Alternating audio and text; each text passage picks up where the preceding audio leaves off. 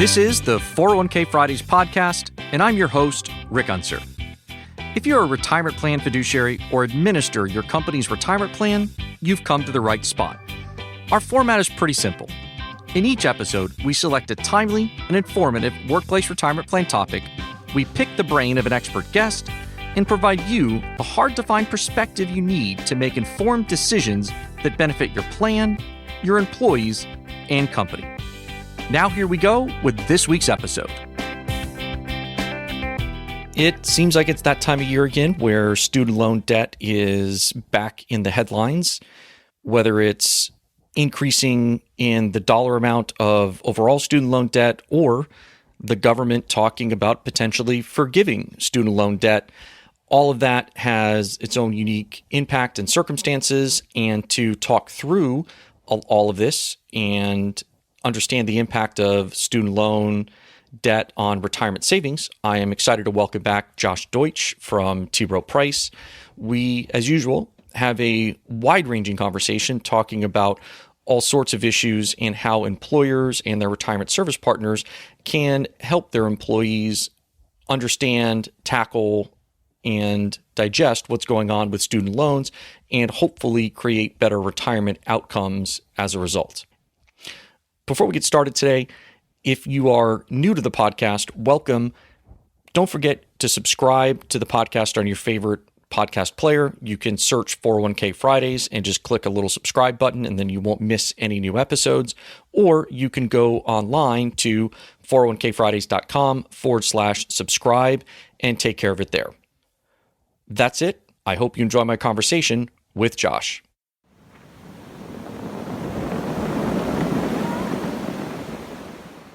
Well, Josh, thanks for joining me again. Looking forward to catching up and also looking forward to talking about all things student loans. So thanks for being here. Always happy to be here, Rick. So student loans, been a hot topic, been a growing concern in the grander scheme of saving for retirement and a lot of the other things that we tend to talk a lot about on the podcast. I got to tell you, I really like the paper you put together, and I think an interesting theme that came from that was just Gen Xers. We talked about that the last time you were on the podcast, and it seems like Gen Xers are yet again in the crosshairs, and yet again kind of behind the eight ball a little bit with some of this. Am I reading that right in terms of some of the conclusions you came to in there about student loan and debt and things of that nature? Yeah, you're absolutely right, and what I think is interesting is, I'm a Gen Xer, so this is kind of personal. Yeah, no, I am too, and that's what I'm saying. It's not, we don't get a lot of press. I mean, I tell you, everybody talks about the millennials and the baby boomers, so I'm always excited when somebody like you kind of is like, hey, these Gen Xers don't have it easy. I think what's interesting is that when we think about student loan debt, we think of it as a millennial issue, but what our research shows is that it's an issue for Gen X as well. And when I sort of think about it, I like to joke with my friends, and I say, hopefully life is never going to be more expensive than it is right now. And we can get into that in a little bit more as we speak as to why I might say that. So why would you say that? I mean, just to pull some things from the headlines, obviously it seems like we're getting inflation again. It seems like we are headed down a path where things will be more expensive in the future. So I just would be curious to say, how do you get to that hopeful or wishful thought process there? As someone, as we're both in the midst of it, the hope is for the future. Well, think of it this way. Many years ago, we both graduated from college, and we started our careers. And, what we had to worry about was, basically paying off some student loan debt if we had some, starting to save for retirement, maybe thinking about, a family in the future someday, and, maybe moving out of our parents' homes or getting an apartment or maybe purchasing a house. And all that typically happens, when you're in your 20s to your, maybe early 30s. But when, so that's early career. Well, now we're mid-career. We have to save for retirement. It's a lot closer than it was 20 years ago. We have mortgages. Maybe we've paid off our student loan debt, or maybe we have some residual debt from undergrad or grad school. We have children. We have future educations to pay for. We have to start thinking about our healthcare costs in retirement. So all these bills, if you will, are stacking up that we didn't necessarily have in the same way when we were in our 20s. And if you sort of think about like an average person's life cycle, retirement is sort of a long dated liability. You have it's large in absolute terms, but you have 45 years to save for it, and slow and steady will win the race. On the other hand, if you had student loan debt coming out of college, it's a sharp downward sloping to the right curve. Generally student loan debt is amortized over 10 years. So while you have 45 years to save for retirement, you get 10 years to pay off your student loans. And if you have a mortgage, that's another 30-year, typically a 30-year dated liability. And if you have kids and you want to pay for their educations, that's a 20 to 22-year maturity liability. So you can sort of see that a lot of these things fall most heavily on the mid-career.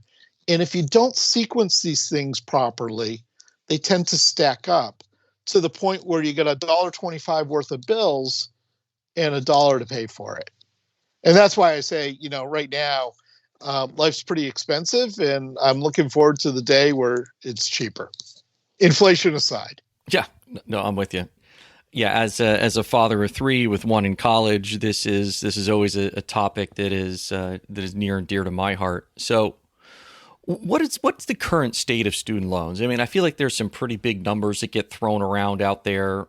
As we sit here in kind of late March of 2021, what is that number, and what is maybe how does that compare to some other types of debt that we as Americans or we as consumers are carrying?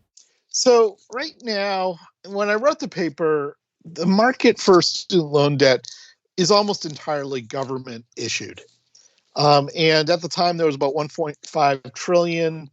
Now I've seen data that suggests it may be up to about 1.7. So, it's a big number. The way that I like to contextualize it, at least for my area of interest, which is really how this relates to retirement, is you could also look at it in terms of, a retirement savings shortfall. So EBRI estimates that shortfall is close to, $4 trillion. So you have 1.5, 1.7, stack it on to almost 4. It's real money. And you also, start looking into the student loan debt data in terms of like who actually holds it and how is that debt actually performing. At the time, almost a quarter of that 1.5 trillion was either in forbearance or default. And, what we've seen over the last year, granted with the CARES Act and other remedies, repayment is been delayed, but the clock's still ticking on the interest. So I do think in some ways we're kind of headed towards a reckoning. The other thing that's sort of interesting to note is who holds this debt. There's a lot of the debt is, and I don't have the exact statistics in front of me, but a high percentage of this debt is held by a relatively few people, because the debt is associated with graduate schools or advanced, other types of, advanced degrees. And, a pretty high percentage of those that are in default are actually in default with amounts less than $10,000. So it's a pretty complex issue. Well, and I think as you say that too, one of the other things that just adds some confusion and some complexity to this conversation is, I think in a lot of ways, student loan debt, as compared to maybe let's call it credit card debt, is looked at as good debt, in that in its highest and best use, you're investing in yourself, you are quote unquote improving yourself, bettering yourself, making yourself more marketable as as an asset in the workforce. Does that add to maybe the utilization and some of the proliferation of student debt over the last decade or more? Yeah, absolutely. What's interesting, just to address your comment directly, we did a survey. When I started to become interested in this topic, I do the sort of normal researchy things. I look for academic literature, policy literature, studies that maybe competitors have done, just to sort of figure out what the lay of the land is. And then I realized, well, we're T. Rowe Price. We've got a scale record keeping business, over 2 million participants. Let's survey participants and find out how this is affecting them. So we surveyed 2,400 participants, 40% of which had student loan debts that they were repaying. So, it's helpful to survey those that have the debt and those that don't, to understand, the full impact of the debt and the associated behaviors. Now, back to your point, 2/3 of those that had student loan debt that we surveyed agreed that it in this concept of good debt. And you sort of think about it, there's two things that generally happen for people to build lifetime wealth. Number one is education. Income and education are highly correlated. So to your point, when you take on this debt, essentially you're leveraging that debt so that you can increase your income. The other way that people, build lifetime wealth for most is they buy a house. So these are two ways in which debt is used to create higher lifetime income and wealth. The problem is, for millennials, it's fundamentally different than it was for our generation. And let me tell you why. There was an interesting paper written by some researchers. I think the Federal Reserve Bank in New York funded the research. But what they did was they looked at the balance sheet of both millennials and Gen X in constant, 2016 dollars. So they looked at Gen X at, in year 2004. They looked at millennials in 2017, and they translated their balance sheets into, 2016 dollars. And what they found is, in 2004, Gen Xers, a third of them had mortgages, and that average mortgage balance was $94,000, or not average, median, I should say. Well, looking at millennials in that same context, only 18 or 19% had mortgages, but the median value of those mortgages had gone up to $105,000. So fewer people are owning homes. And at the same time, if we look back to the Gen X, 20% had student loans. The average balance, or median balance, was $13,000. Fast forward to the millennials, 36% have student loan debt, and the median balance is almost $18,000. So, in other words, generationally, people are swapping home ownership for education. Yeah. And so you can see how that could have lasting impact on their lifetime wealth accumulation.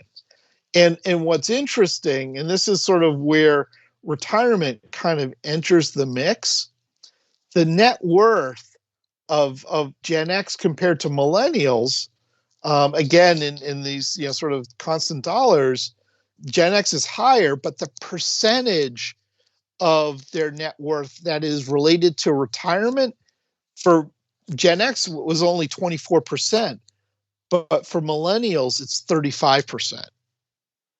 So, put another way, because they don't own homes, their most liquid asset is their retirement savings. And again, it has impact down the road. Yeah.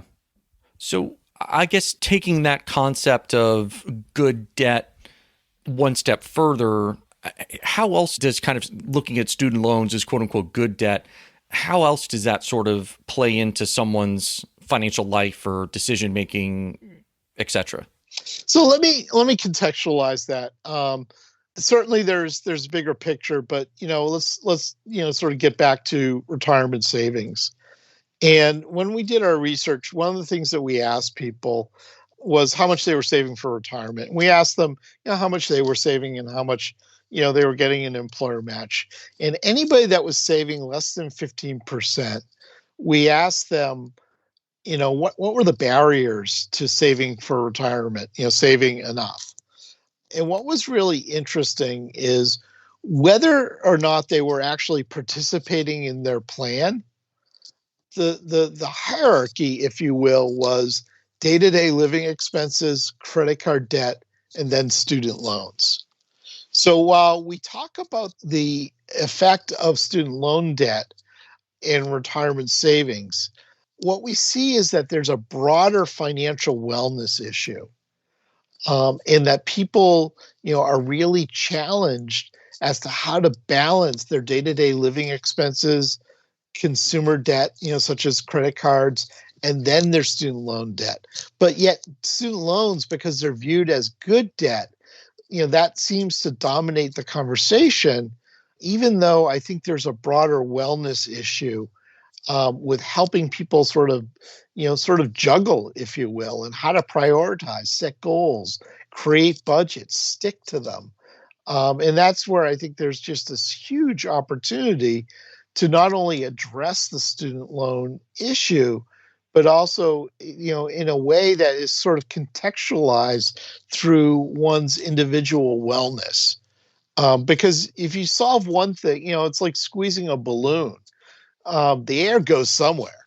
You may solve one problem and create another. So I think, taking a more holistic view of it is really where you start to get to, sort of the better solutions that have broader impact.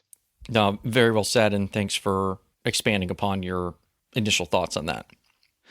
And a couple of things that I keep hearing about student loan debt, aside from what you already talked about there with the delay or the challenges in purchasing a house for those that have student loan debt, is the delay in saving for retirement. So maybe based on some of those stats, maybe that is a supposition rather than reality. And the other thing that I'm hearing as well is just people are starting families at a later date. People are just moving decisions that maybe you and I, as we talked about at the beginning, that maybe you and I as Gen Xers, we were making certain decisions in our mid to late 20s. People are now making these decisions, having these life events, making these larger purchases or investments in their early to mid 30s. Does the data support some of that, or what are your thoughts there? Yeah, I mean, I think the easiest way to understand it is this idea of what are the number of years that I have until retirement. And the way I personally think about it is I'd love to have my 20s back, because I didn't really start saving till retirement till I was into my 30s. I think a lot of people would love to have their 20s back for a lot of different reasons, but no, I'm with you on saving, and I think that if you talk to some people as well, it's like, man, I wish we either had the Roth or I started doing more in the Roth at the same time as well. Yeah, I mean, I think that the way to think about it is, what the liability is. So the number of years matters because that determines the steepness of the slope. The steeper the slope, the more difficult it is. And if you sort of think about it this way, whether you save money or you spend money, it's all the same. It's all consumption. One is just deferred consumption. The other's present consumption. Well, if I got to put more into deferred consumption, then that means I have less for present consumption. And those are really difficult, trade-offs to make. And that really gets to the heart of what I think this issue really is, which is about financial wellness. And how do people make decisions that are beneficial both in the short run and in the long run? And this kind of, I think, dovetails into a conversation I had with David Blanchett a little while ago that I think really kind of struck a chord with me, was also just about this kind of total economic worth concept.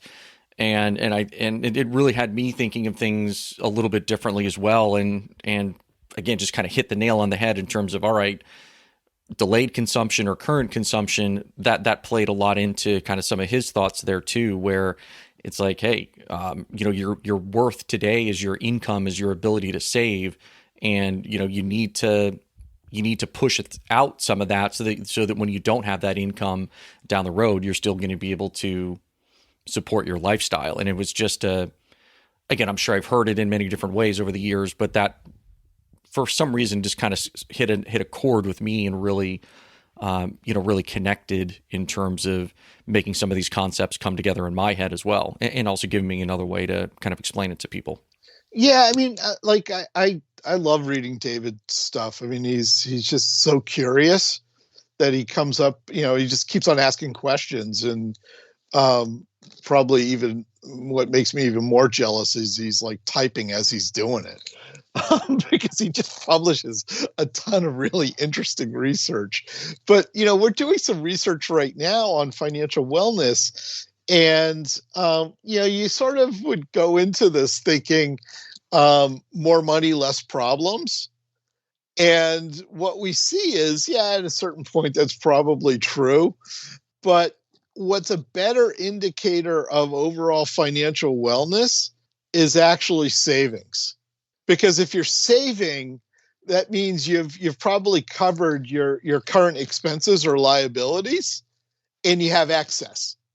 That you're deferring that consumption to tomorrow.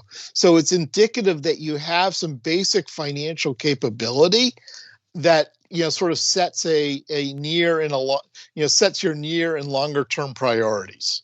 Or you're saving because you were automatically enrolled in your company's retirement plan and you're not even sure what you're doing, which I don't think is a horrible thing either. I don't know that I entirely agree with that. I agree with the last statement. I was involved in a research project with an industry association, the Defined Contribution Institutional Investment Association, DCIA. And recently we did some research, and we used a couple of wellness scales. One is by the CFPB, the Consumer Financial Protection Bureau, and another one done by the Financial Health Network. So, without getting into the differences in their scales, what we saw was that the wellness scores didn't vary by methodology. And whether enrollment methodology, so whether someone was auto-enrolled or elected to enroll. And the way that I sort of think about it is, if you choose to save, great for you. Like, you've made the decision and you're doing some things right. If you were auto-enrolled, maybe that would have been true. But, the data tells us that basically the participation rates are half if it's opt-in compared to auto-enrolled. Either way, you're now, in a plan, and the record keeper or whoever's providing communication and education can engage with you. And so how you got there doesn't matter. It's now you're there. You're in the club. And you all get the same, basic levels of communication and education to get you to that next that next good decision that you can make. So I think overall, I would agree that once you're in the plan, that's a good thing. I don't know that it really matters how you got there. Yeah, no, fair point. And I guess coming back to one of your stats earlier about millennials having more retirement savings than Gen Xers at a similar point in time. I think one of the conclusions you came to, or one of the things you mentioned in your paper, was that a lot of that is due to kind of contemporary plan design versus where things were maybe from Gen Xers at a similar period of time back in 2004. Oh yeah, absolutely. I mean, PPA in 2004 didn't exist yet. Like we had to, certainly auto enrollment existed pre PPA. It just didn't have the safe harbor. Certainly not to the same prevalence. Yeah, exactly. And the QDIA obviously didn't exist either. How we got involved with saving as Gen Xers is fundamentally different than the experience for many millennials. And, they're benefiting from that. As we've discussed, they're certainly not benefiting from the level they've had to take on to receive educations to build their lifetime earning potential. Well, since we're here chatting a little bit about plan design and things like that, how do you kind of help employers connect? Well, we really want to help our employees save for retirement. We obviously have a 401k plan, a 403b plan, whatever. We're very invested in making sure that our employees are able to make a successful transition, out of the workforce and into retirement. But we also recognize that student loan debt is a challenge and can be, can impact them in many different ways, as we've talked about. How are employers trying to help their employees with both of those challenges in their broader benefits programs or wellness programs today? What I've seen is three basic strategies. And a lot of this really sort of comes down to the philosophy of the plan sponsor as to what their role should be in any of this, and sort of the needs of their workforce and what their ultimate goal is. Is this part of a recruitment and retention strategy?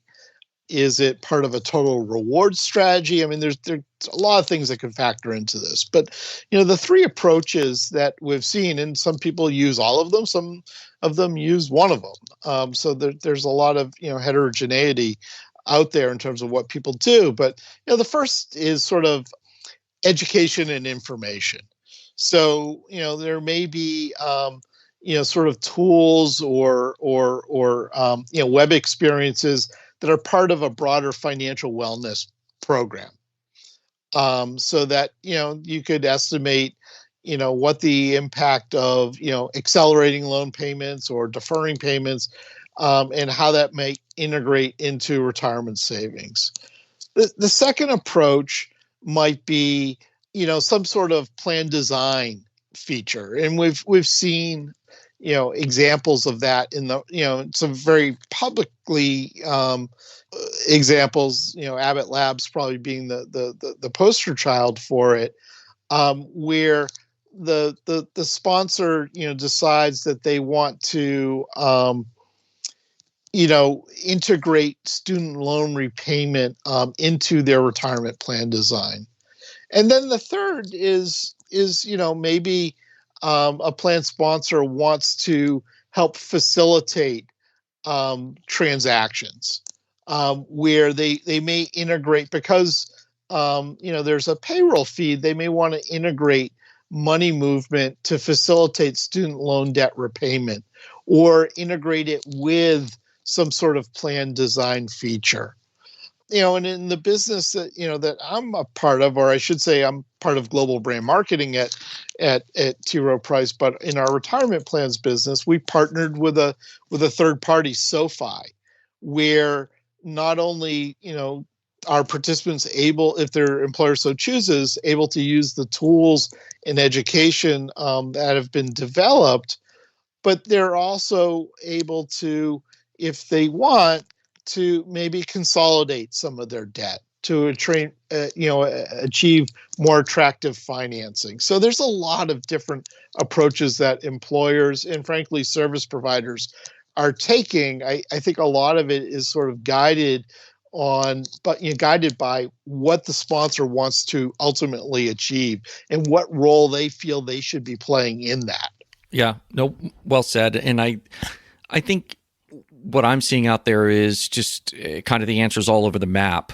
And one thing I'd love to just get your thoughts on is one thing that I continue to kind of butt up against in conversations with a lot of employers is like, oh yeah, we see that, but student debt really isn't an issue for us. That's not something that our employees are struggling with.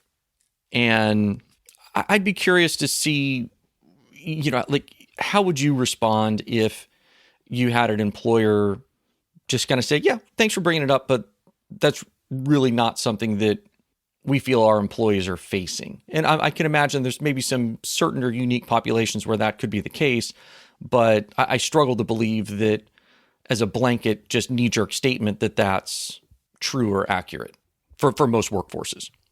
That's interesting. The way I would think about it is you can do a lot of education with employers. They're probably going to believe what they want to believe. That said, if you've got an employer that sort of buys into the basic concept behind financial wellness, then maybe the first step on that journey is simply providing tools and education to help participants, even if they believe it's a small minority of their workforce, onto how to better navigate those kinds of decisions. Because when you think about it, if you're going to provide communication and education around budgeting, the use of consumer debt, home purchase, why would you leave out this major category of debt? What's so special that you would exclude it? So I think there's ways that you can get an employer to dip their toe in the water, and then you really can go as far as you want to go as they sort of learn with their participants. Because I think what they would find is that over time they would see the value in these types of programs, because the student loan issue isn't going away. Yeah. They may want, it's like, denial's not a river in Africa. Right. Eventually, that recognition will come. Well, and to go to the other end of the spectrum, there's been a lot of conversation over the last several years, and I feel like we're probably coming to a head where there'll be some more pointed conversation about whether, the government should forgive student loan debt. And what's your take, or what's your thought on, hey, if with a snap of the fingers or the passage of a bill, or I'm not even sure what the right action would be, all of a sudden some or all student loan debt gets wiped off the books? Well, before I answer your question, I'll first preface that my remarks are my own opinions, and are not the point of view necessarily of my employer. So hopefully I remain employed tomorrow. What I'll say is it's a really complex issue. The way I sort of look at it is, in absolute terms, the amount of debt outstanding is a big number. And the level of that debt is also a consequence of public policy. Remember, when we were going to school, private lenders were actually in the lending business for student loan debt.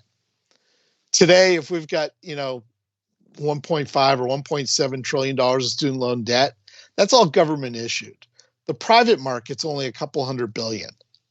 So for all intents and purposes, the government's the only game in town. Now, we look at who holds that debt. And as I mentioned earlier, a really high percentage of the debt is held by a relatively few, a smaller percentage of debt holders. So that debt is largely associated with graduate school. Because remember, there's a cap as to how much you can actually borrow for undergrad. It's something like, I think it's like $11,000 or $12,000 a year. So these people with like $150,000 worth of student loan debt, more likely than not, it's associated with a graduate degree. So if you want to cancel this debt, how progressive is it to cancel debt of people who have higher earning capacity by virtue of their educations? On the other hand, you could make a really compelling argument that those with less than $10,000 worth of debt who are more likely to have defaulted on it, maybe there's something there. I read an interesting, really interesting academic paper. I forget who wrote it. I think one of the folks might have been at the University of California, Los Angeles, that was arguing that the government should be loaning more money because of the, sort of the earning potential that education creates.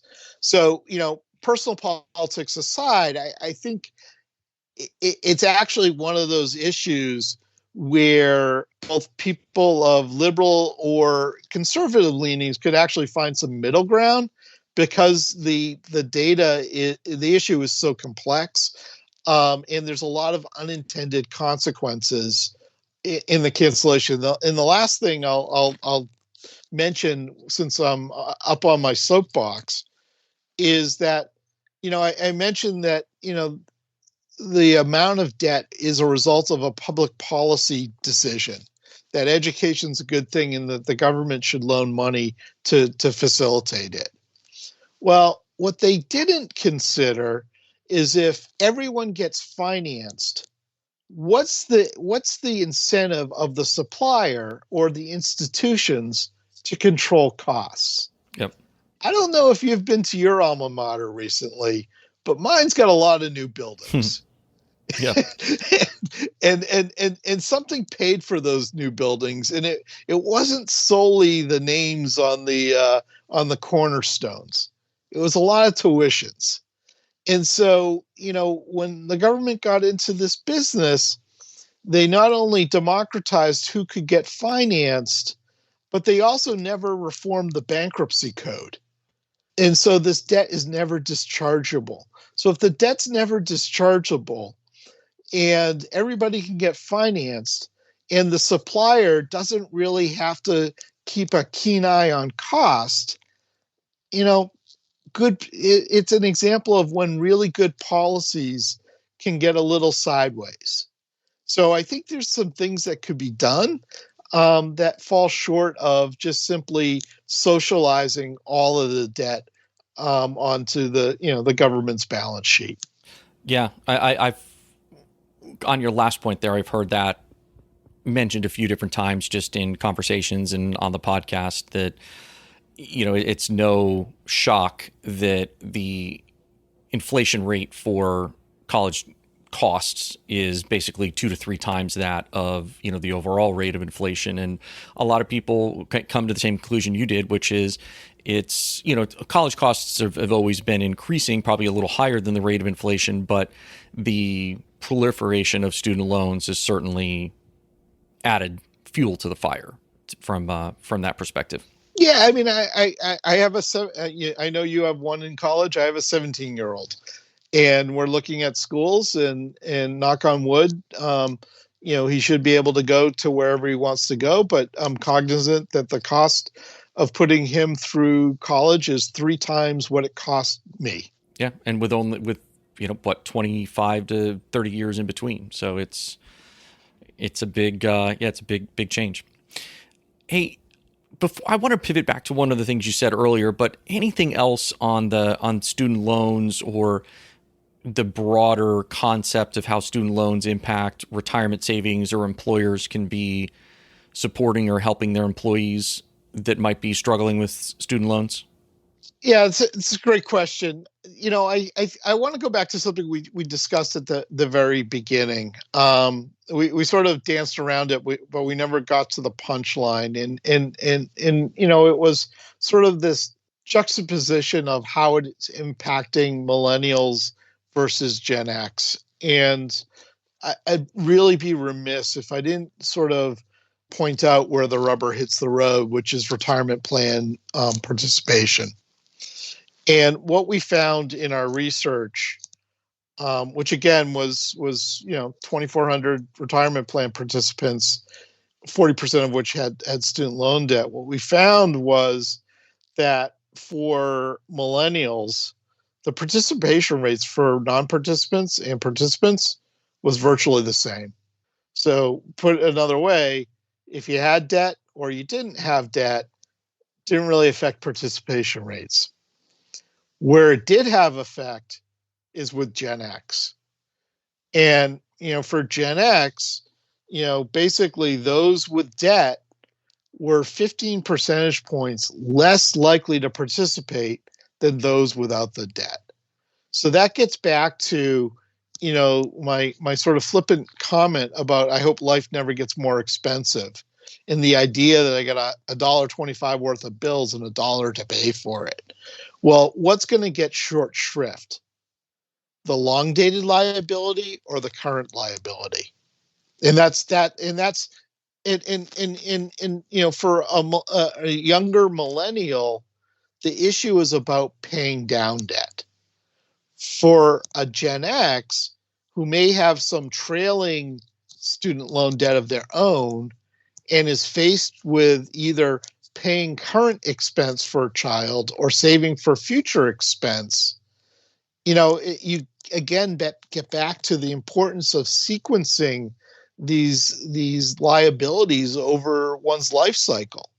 And if they stack up on each other, that idea of steep slopes has impact, because you only have so many years to accumulate sufficient assets, either to pay for something such as college or retirement. And just to make it really contemporary, when I wrote a paper earlier, actually it wasn't this year, it was towards the end of last year, on the effect of the coronavirus. And we looked at like the average age of those taking, the increased loan limits or the coronavirus distributions, and they are all mid-career. The average was all mid-career. Like the people whose lives are really financially complex, and they have bills that they need to pay, rain or shine. And so that's why I think, we talk about it as a millennial issue. And I don't want to diminish it, but I think it's for the mid-career, it's a really big issue. No, I appreciate putting a finer point on that, and I think again, just coming back to us as Gen Xers, just nice to see the spotlight shine for a little while on some of the challenges that our generation has, as well as obviously some of the real challenges millennials and boomers are facing as well. What I wanted to come back to just real quickly is, in the beginning, you talked about the $4 trillion in under savings. I think that was the word you used for retirement.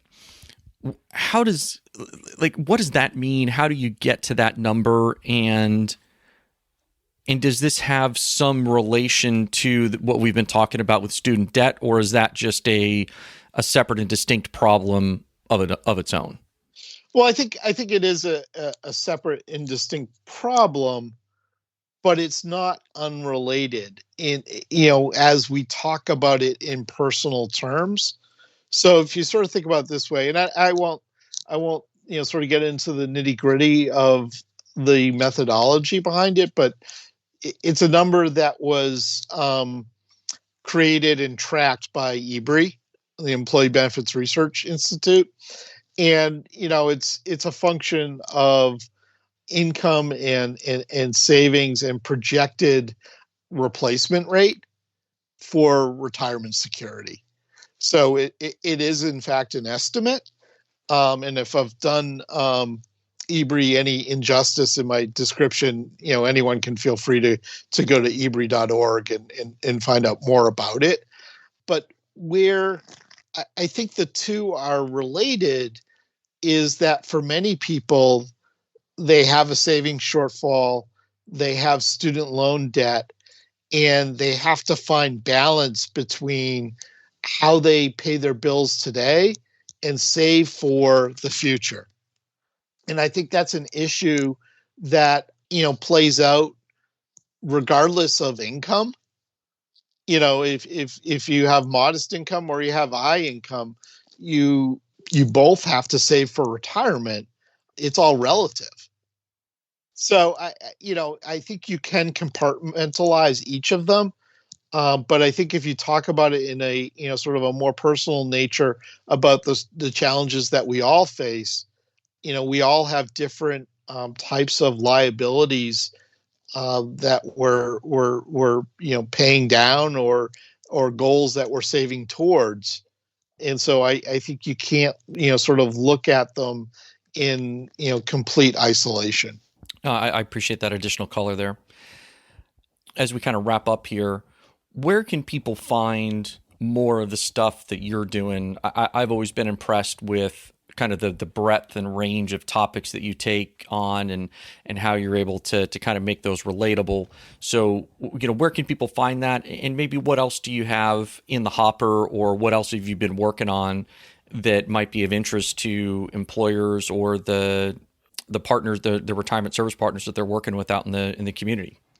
Well, the easiest place to start is at roweprice.com, and just select the appropriate tab, based on whether you're a plan sponsor or financial intermediary. It'll get you to the right place. We actually have a couple things that we're working on right now, and I'll share something that we just wrapped up. A colleague of mine wrapped up. We do an annual retirement savings and spending study, and we're actually working on the 7th iteration of it. But based on the data from the 6th iteration, I'm working on some papers on financial wellness and how it's sort of evolves throughout our lives, our savings and spending life cycles, and what contributes to it, what correlates with it, and also looking at it, through some different lenses, such as race and ethnicity. As I mentioned, the changing nature as we go from early career to mid-career to late career to retirement. I'm also going to look at the role that work might play in many of our retirements. Some people will work in retirement because they don't know what else to do. Some may work because they enjoy it. Some may work because they have to. And I think that's an area of interest for me that I just think is a little under researched at the moment, and I look forward to exploring that a little more. Another thing we just came out with that I think is really exciting is my colleague Shadipto Banerjee came out with a paper that looks at retiree spending. And it builds on some research that he did before he came to T. Rowe Price when he was at EBRI. And, typically people look at, when they look at retiree spending, historically, they've kind of looked at it as, what does 65-year-olds spend? What does 75-year-olds spend? What do 85-year-olds spend? And what he did was a little different. What he said was, we all sort of pick at the same data sets in many ways. So he used a data set that is funded by the Social Security Administration. It's called the Health and Retirement Study, and it's curated, I hope I get this right, by the Rand Corporation at the University of Michigan. So it's a large data set that many academics use. A lot of investment professionals that create glide paths use it as well. And what he did was he created a longitudinal panel that looked at a group of 1,400 households as they aged through retirement. And, if you sort of think about retirement planning, one of the bedrocks of retirement planning and financial planning is, in order to figure out how much income you need in retirement, you create a consumption budget. And then you create income to match that consumption budget. But what people actually do is completely the opposite. They spend based on what their secure sources of income are. And what's also really interesting is that in financial planning, you generally assume that consumption is constant. And what we see is that it actually declines by about 2% a year for most households. And what's really interesting is it's not discretionary spending that declines on average. It's non-discretionary spending. So, you go from, living in a single family home and maybe you downsize. You go from, shopping at Whole Foods to something that's a little more budget conscious. So it's really interesting. And what the kicker of it is if people spend to their income, how easy is it for people to do that? And what we see is that, wealthier households can do that. Less wealthy households have trouble doing it. So what it points to is the need for products and services might be a little different than what we imagine. Because it's often said that, people with households with lower incomes already have a higher percentage of their income is from secure sources, aka Social Security. Well, they in fact might need more secure income rather than higher income households who may be in a better position to self-insure. So some really interesting research, and that just came out last week. Nice. Well, there's definitely something to check out. And as usual, I appreciate you and your team kind of going through and finding some of these tidbits to unearth and explain and kind of give us all, whether it be employers or retirement service partners, some more things to think about and more ways that we can help and kind of better communicate and inform those we're working with. So as usual, Josh, I appreciate you being here. Thanks for all you shared, and certainly we'll come a knocking again down the road as you continue to put out more fun and interesting stuff. Thank you, Rick. Always a pleasure, and look forward to coming back again in the future.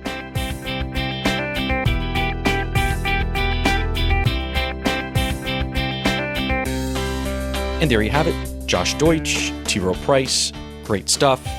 Always appreciate his focus on the Gen X community, which I am a member of, and also appreciate a lot of the work that he and his team do, just kind of keeping things simple, understandable, relatable, etc. Coming up on the podcast, we are going to have some great new conversations about what's going on in the market. We're going to have some additional conversations about financial wellness concepts that will help employees improve their overall well-being and their preparation for retirement. So again, if for any reason you're not subscribed to the podcast, take care of that today so you don't miss any future episodes. That's it for today. Until next time, I hope you make your Friday a 401k Friday.